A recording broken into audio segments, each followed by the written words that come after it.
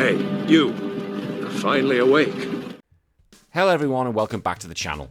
Today we're diving headfirst into the deep end of the Dreamcast library. Not the classics, not the hidden gems, but the utter disasters. That's right, these are the worst games ever released for Sega's final console, the Sega Dreamcast. From busted gameplay to baffling design choices, these titles show the flip side of Sega's ambitious swan song. And as always, to let you know that Retro Wars is a weekly podcast where me and friends talk about the video games we used to play back when we were kids, and there's over 150 episodes wherever you get your podcasts from, and I'd love to see you over there. Right, let's get into it, shall we? 7 of the worst games for the Sega Dreamcast. Sonic Shuffle. When Sega greenlit Sonic Shuffle for the Dreamcast, the concept seemed like a surefire hit. Now by 2000, Mario Party had already proven that board game hybrids could be a massive crowd pleaser. With Sonic's recognisable cast and a brand new card twist on the formula, Sega appeared ready to carve out their own party game legacy. They even brought in Hudson Soft, the developers behind Mario Party, to co-development. In reality though, what emerged was a glacial-paced mess that left players more frustrated and entertained. Sonic Shuffle attempts to blend a fantasy board game with light RPG elements and traditional party minigames. Players can choose Sonic, Tails, Knuckles and Amy, and then take turns moving around magical realms in search of the precious stones. Emeralds, basically. Movement is determined not by dice but by cards, and each player holds a hand of numbered cards, adding a layer of strategy. While this idea does sound unique, it quickly becomes the game's biggest stumbling block. What should be a quick and easy mechanic turns into a slow, overly complex decision-making process that drags the game's pacing into the mud. Because with Mario Party, you just hit a dice, and there you go, some numbers. But with Sonic Shuffle, you're thinking, oh, maybe you should use a 2, maybe you should have 4 card. And then you and your friends are going, shh, just put it down, hurry up. You're taking the piss. It's ridiculous. The minigames also should have been a highlight, are wildly inconsistent in both quality and playability. Some are straightforward fun, but others feel like they were programmed in a hurry, featuring awkward controls or unclear objectives. Worse yet, players often have to sit for extended animations and slow transitions between turns and minigames. These constant interruptions destroy any momentum, turning what should have been a fun, fast-paced party game into a sluggish trudge. Visually, the game looks great. Like Sonic Shuffle is a colourful and vibrant game, showcasing the Dreamcast capabilities, with detailed character models and imaginative board themes. However, those graphics can't mask the game's technical shortcomings. It has horrendous load times, and even basic actions are a pain in the backside. And frequent frame rate dips means that the system is struggling to keep up, which is not good, especially it's just a party game. Animations lack that polish, and the transitions between menus and screens are clunky at best. The game's aesthetic may have worked in a tech demo, but under the weight of its design flaws, they just add to the disappointment. At launch, Sonic Shuffle received mixed and negative reviews. While some outlets gave it a pass for originality, most critics pointed out the long-winded pace, poor minigames, and confusing mechanics. It was seen as a clear misfire in Sonic's already unproven post-Genesis era, Mega Drive era, whatever you want to call it. Fans were hoping for a multiplayer classic to sit outside Power Stone or Choo Choo Rocket, but they walked away disappointed and they didn't forget it. Over time, Sonic Shuffle has gained a bit of notoriety in the retro gaming scene, not as a hidden gem, but as an oddball curiosity. It's one of those games that collectors keep around just to show off its weirdness, like, ooh, want to play this? Or do you want to play Mario Party, which is way more fun? There are even ironic speedruns where people try and beat the game in record time, not because it's fun, but because getting through it quickly is the only way to survive it. While it's not the worst game ever made, it's a classic game with a good idea executed poorly. Who wants to beat up a millionaire? Now in the early 2000s, come on kids, stay with us here, few things were more popular than Who Wants to Be a Millionaire. So naturally someone thought, what if we made a parody game? But instead of trivia, you punch people. Yeah, that someone was Hypnotix, and the result was Who Wants to Beat Up a Millionaire? It's exactly what it sounds like. A twisted spoof where players answer questions, and if they get them right, they get to beat up absurd caricatures of the ultra-wealthy. God, could you imagine that now? Oh my god, it'd be out. You'd have Elon Musk, Trump. I'm not saying you should do that, but I'm just saying maybe the characters there. Oh my god, it'd be a farce. Bernie Sanders, the Clintons, it'd just be American politicians, that's all it would be. The idea, while edgy in a late-night cable sort of way, lacks the cleverness to pull off any real satire. The characters are paper-thin spoofs of celebrities like Donald Trump, here he is as Ronald Hump, and instead of making any point about wealth inequality, the game just leans on bad puns and slapstick violence. This might have worked with better writing or gameplay, but both are sorely lacking. The trivia portion is also astonishingly basic. Many of the questions feel ripped from a kid's edition of Trivial Pursuit, and worse, they repeat frequently. If you play the game for just 10 minutes, you've probably seen most of what it's got to offer. Combine that with the sluggish pacing between questions and punches, and you've got a game that overstays its welcome before the first round ends. The fighting elements are also laughably bad. Combat plays out like a primitive turn-based slapfest where correct answers earn attacks.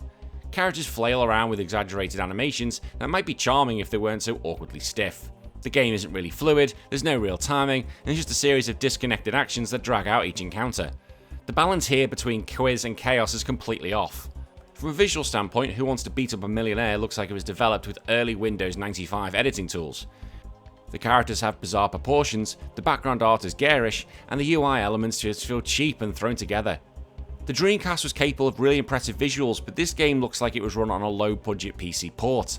It's visually grating and really terrible with the audio, and the voice acting leans hard into that cringy stereotype.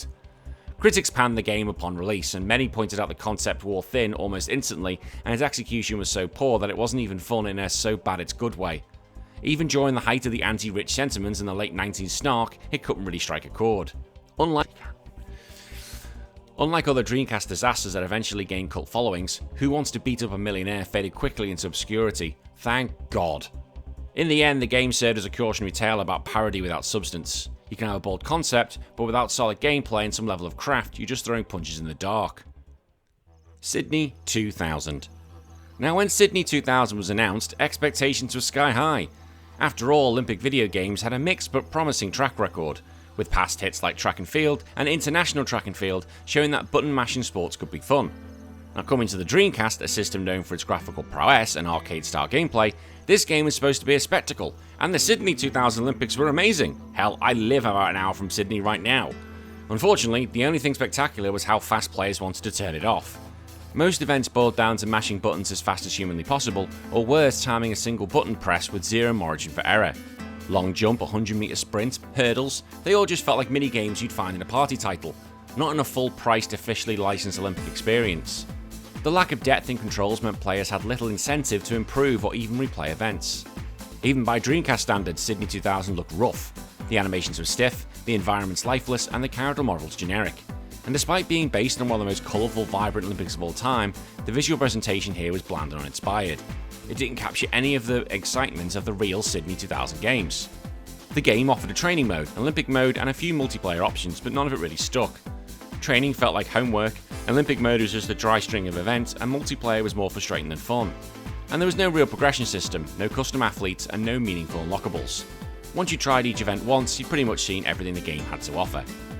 Critics were point out the game's flaws. Reviewers slammed the limited gameplay variety, clunky controls, and overall lack of polish. It received middling to poor scores across the board, with most outlets labelling it a disappointment.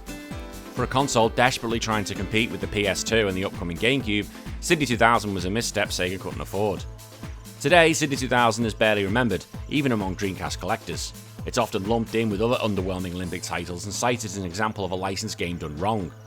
It didn't push the genre forward, didn't sell particularly well, and certainly didn't help the Dreamcast's struggling lifespan. If anything, it's a cautionary tale about what happens when developers focus on licensing rather than gameplay. Jeremy McGrath Supercross 2000. Now, motocross fans expected this game to deliver an adrenaline-fueled action. After all, McGrath was a dominant name in the sport, and the Dreamcast had already seen races like Hydro Thunder and Sega Rally 2 push the envelope. But what they got was an undercooked, sluggish dirt bike simulator that lacked both the excitement of the sport and the polish expected of the Dreamcast release. The game offered several tracks, riders, and stadium environments, but that variety can't save from its core problems. Races feel slow and clunky, which is shocking considering motocross is all about high speed, quick reflexes, and spectacular jumps. Instead, you're stuck in a muddy limbo of delayed turning, jump arcs that defy physics, and AI opponents who seem to rubber band you with no logic. Handling is arguably the biggest flaw. Bikes feel stiff, cornering is delayed, and acceleration is inconsistent. The moment you're trying to get into any real flow, you're either thrown off the course or slammed into an obstacle you didn't see coming. There's a complete lack of momentum and rhythm, which are two things that are essential for any racing title. It feels like the game wants to be a simulation, but doesn't provide the tools to make that work. The visuals are aggressively mediocre. Bland environments, repeated textures, and dated character models make it look more like a late PS1 title than something from Sega's powerhouse console. The particle effects like dirt and dust barely exist, and the lighting is so flat you'd think the races were taking place on cardboard tracks. The game did have McGrath's name, but none of the thrill or showmanship. Critics and players alike were unimpressed. Reviewers pointed out the game's outdated graphics, frustrating controls, and a lack of intensity. It was considered bland entry even if it's a niche game across the motocross games. Many fans saw it as a betrayal of the Jeremy McGrath name, whose real-world legacy deserved far better. Over time, the game has become a footnote, a forgotten sports title that failed to capitalise on its star's power. It rarely shows up in retrospectives or worst of lists because simply it's so forgettable. There's nothing offensively bad about this game, it's just a wave of disappointment. In short, Jeremy McGrath's Supercross 2000 is what happened when a licensed game is rushed to market with little ambition and even less finesse. It could have been a sleeper hit, instead just put players to sleep. Spirit of Speed 1937. If you ever wanted a racing game that feels like a history lesson gone wrong, Spirit of Speed 1937 is your ticket. The game aims to recreate the thrills of vintage motorsport using faithfully modelled cars from the 1930s. While that concept sounds intriguing, what we ended up with is a painfully slow, joyless experience that turned one of racing's most daring eras into a digital nap. Developed by Broadsword Interactive and published under Acclaim's infamous LJN label, Spirit of Speed 1937 was already cursed by its branding. The game attempts to be historically accurate, but forgets to be entertaining in the process. Cars move with the urgency of tractors, and despite the emphasis on realism, the controls barely feel functional. Driving these ancient machines is a chore. Turning is sluggish, acceleration you may as well be a turtle, and the collision physics are either non-existent or wildly exaggerated. Hitting a wall results in an anticlimactic thud, and crashes feel more like gentle fender benders. The game has absolutely no sense of velocity, which for a racing game is pretty inexcusable. Graphically, things don't really get much better. The car's models are detailed in an odd, sterile way, but the tracks are generic and lifeless. The environments blend into one another, and there's barely any animation to speak of. No moving crowd, no dynamic weather, nothing that really adds any atmosphere. What makes it worse is the soundscape, or lack thereof. The engines buzz rather than roar, and every car sounds identical. There's no real variation between different engines or manufacturers, and the monotony just becomes unbearable. Music is sparse and the sound effects are minimal, leaving you with long, quiet stretches of nothing. Reviews were scathing, with critics dubbing it the slowest racing game ever made and roasted it for its bland presentation and non-existent excitement. It was clear that the game's focus was on the authenticity came at the complete expense of enjoyment. In the end, few players had the patience to even sit through an entire race. Oddly enough, Spirit of Speed 1937 has become a running joke in the retro gaming world. It's often used as an example of how not to handle historical subject matter in games. You can be accurate, sure, but you still need to entertain. This one forgot the second part entirely. Ultimately, Spirit of Speed 1987 is a game that misunderstood its own purpose. Racing isn't just about realism, it's about thrill, and this game delivers all the intensity of a History Channel reenactment at half speed. Slave Zero.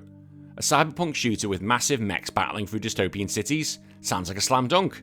Well, enter Slave Zero, a third-person shooter that puts players inside a body of a towering biomechanical warrior, battling a corrupt regime in a gritty, neon-soaked future. That sounds amazing! Unfortunately, beneath that promising shell is a sluggish, uninspired game weighed down by poor design decisions and technical problems. The game starts strong enough. A gritty opening cinematic sets the tone, and the protagonist is a slave, biomech, fighting against tyranny, and there's a decent amount of lore crammed into the intro.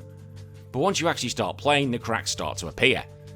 The combat, which should be bombastic and satisfying, is repetitive and awkward. Enemies attack in waves, and your weapons, while powerful, lack the impact. The level design is also bland, consisting most of linear corridors or empty city streets. There's very little interaction with the environment, and despite being the size of a skyscraper yourself, your mech just doesn't feel powerful. You can't crush buildings, climb structures, or do anything that would make you feel like a true giant. Movement is stiff, jumping is floaty, and the aiming is just horrendous. Graphic-wise, Slave Zero is a mixed bag. The cityscapes look great in still shots, but come alive poorly during gameplay. The frame rate drops, texture pop-in, and muddy character models detract from what could have been a visually stylish game. Like, the art direction's there, just the execution's not. The voice acting is also worth mentioning, but not for good reasons. It veers between overly dramatic and completely flat. Combine that with a predictable plot and generic dialogue, the story that once seemed promising becomes hard to care about. It's window dressing on a busted frame. Reviews at the time were meh. Some praised its ambition, but most pointed out the clunky controls and lack of variety. It didn't help the PC version was superior in some technical respects, making the Dreamcast port feel like second rate. What should have been a console-defining action title ended up just being another missed opportunity. Today, Slave Hero has a small cult following, mostly from fans of mecha action or those nostalgic for late 90s sci-fi. It's occasionally visited for its art style, but a few people ever finish it. The gameplay just doesn't hold up, and the technical flaws haven't aged gracefully. At its core, Slave Zero is the story of a good concept sunk by bad mechanics. It had every chance to stand tall among Sega's Dreamcast hits, but it stumbled right out of the gate and never recovered. And finally, Space Griffin VF9. Another mech game, but this one is a first-person shooter that tries to blend corridor exploration with sci-fi horror. It was originally a PS1 title, but when it was ported to Dreamcast, no major improvements were made. The result? A bland, confusing, and slow-paced mech shooter that aged like spoiled milk. You play as a member of a mech squad sent to investigate a research facility overrun by unknown enemy. Again, like the previous entry, it sounds cool. Unfortunately, what you get is an endless series of nearly identical hallways, flat voice acting, and a map system that could make you cry. The game's core loop involves walking around through corridors, occasionally shooting things, and pressing buttons that open other corridors. The combat is a disaster. Your mech's weapons feel weak, and the enemy absorbs shots like sponges. The movement is sluggish, and turning feels like you're driving a bus, and aiming is nearly impossible with the Dreamcast controller. There's no sense of urgency or power. You feel more like a janitor in a robot suit than an elite pilot. Visually, Space Griffin VF9 is stuck in the early PS1 era. Low-res textures, recycled room assets, and an overall drab colour palette make every room look the same. And with no lighting, effects, or environmental interaction, it all just blurs together in your memory almost immediately. Narratively, well, it is there, somehow. Through audio logs and clunky dialogue, the game tries to build suspense, but delivery is so monotone and the pacing so terrible that all that tension evaporates. It tries to be a mech horror hybrid, but ends up evoking neither thrills nor scares. Now, critics at the time mostly ignored it. Those who did review it called it boring, dated, and unworthy of the Dreamcast hardware. Compared to fast, sharp shooters like Quake 3 Arena or MDK2, this game felt like a relic, and not a cherished one. Few people remember Space Griffin VF9, and honestly that's for the best. It's a game that wants to be deep and atmospheric, but drowns in its own repetition. Even mech enthusiasts will find little to love here. It's fitting a final chapter in this rogues gallery, an example of a game with ambition but absolutely no execution. If you ever wondered what a first-person shooter would be like if it actively fought against being fun, well, this is it. And there you have it, 7 of the absolute worst games to ever grace the Sega Dreamcast. Now, as I always say, this isn't a definitive list, this is just a list of 7 examples, and if you think there are ones I need to mention, put it in the comments and we'll add it to the list, and maybe make a 2nd, 3rd, 4th, 5th video. If you do believe I've deserved it, please give this video a like and comment and subscribe for more content. I'll see you all in a few days, and you take care of yourself. My name's been Danny, bye bye.